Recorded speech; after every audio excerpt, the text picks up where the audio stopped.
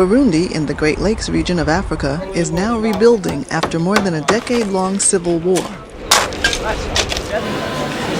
And people are finally returning to their usual routine.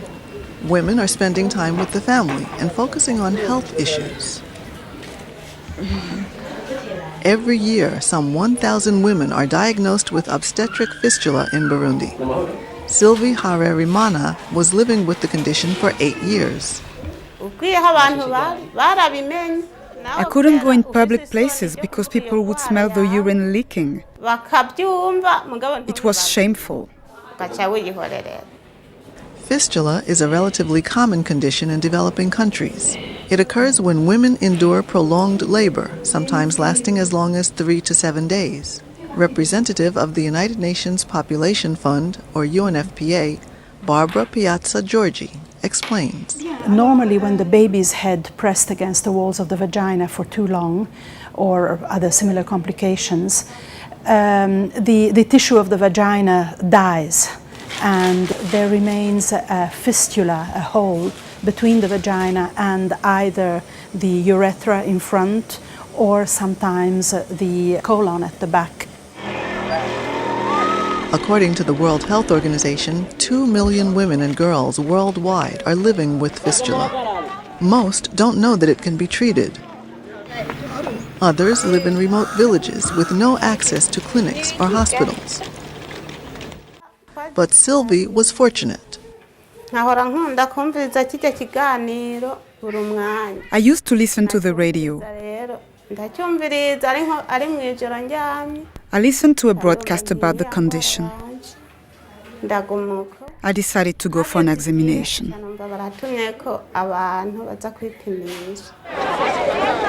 2 years ago, fistula was unheard of in Burundi. A countrywide campaign was launched to alert women about treatment options. In Bujumbura, the main city, only 2 surgeons operate on fistula patients. At University Hospital Center, Dr. Ntukamazina Deogracias performs 2 or 3 simple surgeries each day. We started to operate on women with fistula in 2007. More than 80% of the operations turned out to be successful. In some cases, women with fistula are marginalized because the illness is little understood. 43-year-old Gordon Scarenzo's husband left when he found out she was sick.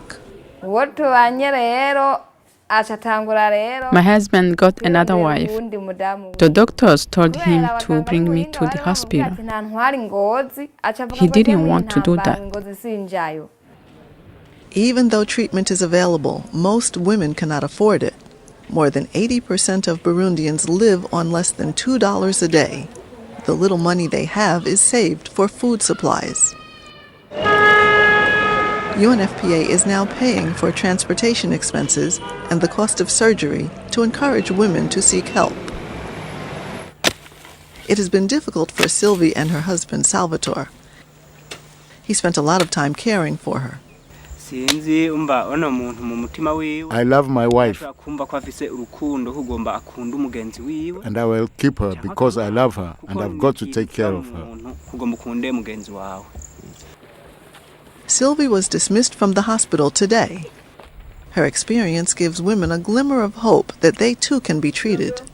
It's also a step closer to reaching the goal of eliminating fistula globally by 2015.